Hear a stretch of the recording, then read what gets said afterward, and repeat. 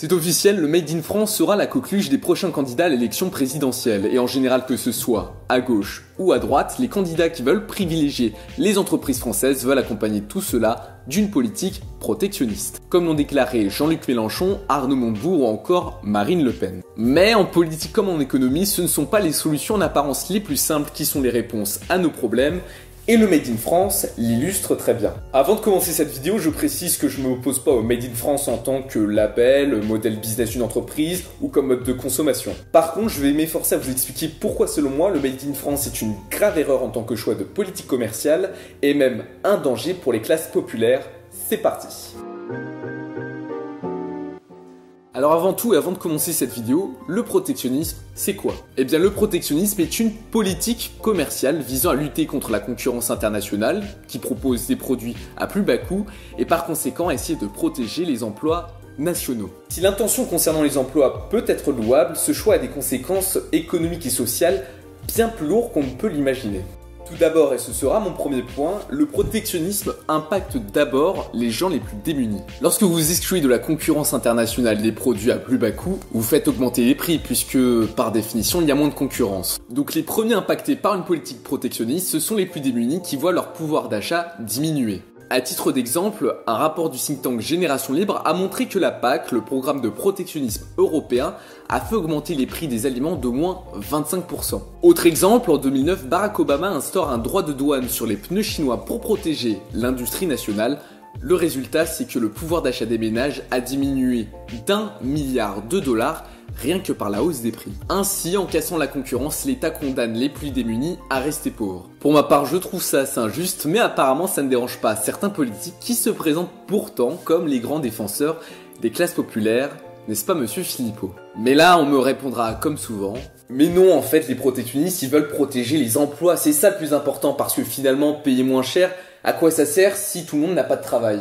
Et ça, c'est l'erreur que font la plupart des protectionnistes, c'est de penser que ça puisse sauver un quelconque emploi. Effectivement, si on applique une telle politique, les entreprises protégées verront leur emploi sauvé. Et puisque les prix augmentent, le pouvoir d'achat des ménages diminue et par conséquent, ils auront moins à dépenser dans d'autres entreprises. Si on reprend l'exemple de Mama, une étude de 2 économistes a montré que le gain et les pertes d'emplois au total, c'est une diminution de 3000 emplois.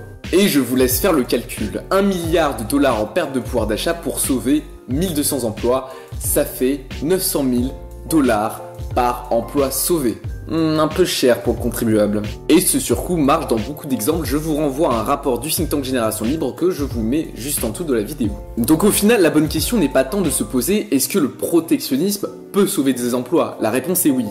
Mais la vraie question, celle économique, c'est de se poser à quel coût on sauve ces emplois. Donc au final, qui est le grand gagnant du protectionnisme? Il y en a qu'un et Jean Jaurès l'avait très bien compris à l'époque des débats sur le protectionnisme agricole, c'est le producteur. Oui, le seul gagnant dans toute cette affaire, c'est le producteur. Son entreprise est sauvée et ils peuvent même vendre ses produits plus chers. En résumé, le protectionnisme n'aide ni le travailleur, ni le consommateur, et grâce à l'État, le producteur se fait plein d'argent sur votre dos, qui correspond à une sorte de redistribution des richesses, ou alors au dépouillement des plus pauvres, à mon avis. Autre élément dans ce débat, et souvent à titre d'exemple, on prend la Chine pour pointer la concurrence déloyale des produits à plus bas coût contre laquelle on ne pourrait pas lutter. Pour vous remettre dans la situation, notre déficit commercial en 2013 avec la Chine était de 22 milliards d'euros. À titre de comparaison, avec l'Allemagne et la Belgique réunies, c'est-à-dire 2 pays avec une population bien inférieure à celle de la Chine et un coût du travail et de la vie équivalent au nôtre,